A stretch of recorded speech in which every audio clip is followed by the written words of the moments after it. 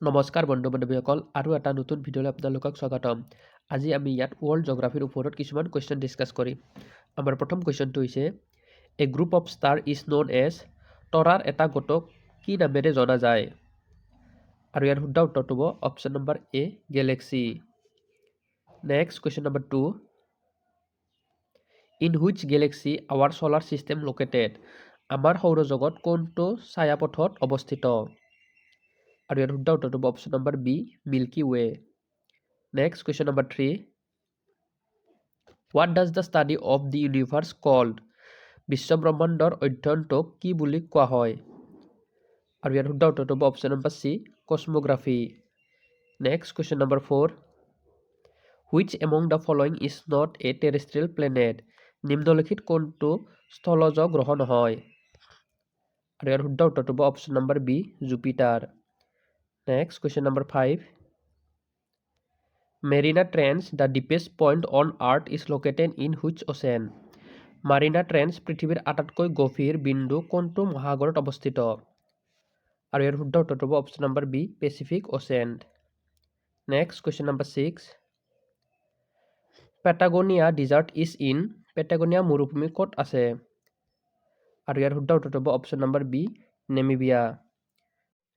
The latitude which divides the earth into northern and southern hemisphere is পৃথিৱীক উত্তৰ আৰু দক্ষিণ গোলাৰ্ধত বিভক্ত কৰা অক্ষাংশটো হৈছে আৰু ইয়াৰ শুদ্ধ উত্তৰটো হ'ব option number C equator. Next question number 8 which divides the world into different time zone? কিহে পৃথিৱীখনক বিভিন্ন সময় অঞ্চলত বিভক্ত কৰে? আৰু ইয়াৰ শুদ্ধ উত্তৰটো হ'ব option number B longitudes. Next question number 9 longest day on northern hemisphere is observed on উত্তৰ গোলাৰ্ধত আটাইতকৈ দীঘল দিন কেতিয়া দেখা যায়? আৰু ইয়াৰ শুদ্ধ উত্তৰটো হ'ব option number B 21 June. Next question number 10 which among the following eclipse occurred when the earth comes between sun and moon? পৃথিৱী সূৰ্য আৰু চন্দ্ৰৰ মাজত আহিলে নিম্নলিখিত কোনটো গ্ৰহণ হয়? আৰু ইয়াৰ শুদ্ধ উত্তৰটো হ'ব option number B lunar eclipse. Next question number 11 granite is an example of granite কিহৰ উদাহৰণ? আৰু ইয়াৰ শুদ্ধ উত্তৰটো হ'ব option number D igneous rock. What is the place of origin of earthquake called? ভূমিকম্পৰ উৎপত্তিৰ স্থান কি বুলি কোৱা হয়? আৰু ইয়াৰ শুদ্ধ উত্তৰটো হ'ব option number A focus. Next question number 13 which instrument is used to measure magnitude of earthquake?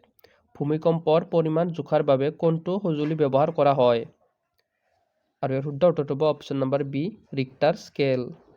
Next question number 14 which planet look reddish in the night sky? কোনটো গ্ৰহ নিশাৰ আকাশত ৰঙা দেখা যায়? আৰু ইয়াৰ শুদ্ধ উত্তৰটো হ'ব option number B Mars. Next question number 15 the hottest planet is আটাইতকৈ গৰম গ্ৰহটো হৈছে আৰু ইয়াৰ শুদ্ধ উত্তৰটো হ'ব option number B Venus. Name the planet having largest number of natural satellites or moon? সৰ্বাধিক সংখ্যক প্ৰাকৃতিক উপগ্ৰহ বা চন্দ্ৰ থকা গ্ৰহটোৰ নাম? আৰু ইয়াৰ শুদ্ধ উত্তৰটো হ'ব option number A Jupiter. Next question number 17 one of the largest island of the world New Guinea is located in পৃথিৱীৰ অন্যতম বৃহৎ দ্বীপ নিউ গিনি ক'ত অৱস্থিত?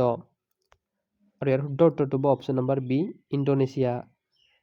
Next question number 18 which of the following desert is not in Australia? নিম্নলিখিত কোনটো মৰুভূমি অষ্ট্ৰেলিয়াত নাই? আৰু ইয়াৰ শুদ্ধ উত্তৰটো হ'ব option number B Namib. Which planet is known as Earth's twin? কোন গ্ৰহটোক পৃথিৱীৰ যমজ বুলি কোৱা হয়? আৰু ইয়াৰ শুদ্ধ উত্তৰটো হ'ব অপশ্যন নম্বৰ এ ভেনাছ। নেক্সট আৰু আজিৰ বাবে লাষ্ট কুৱেশ্যনটো হৈছে মাউণ্ট ইটনা is an example of mount ইটনা ইয়াৰ এটা উদাহৰণ? আৰু ইয়াৰ শুদ্ধ উত্তৰটো হ'ব অপশ্যন নম্বৰ এ এক্টিভ ভলকেনো।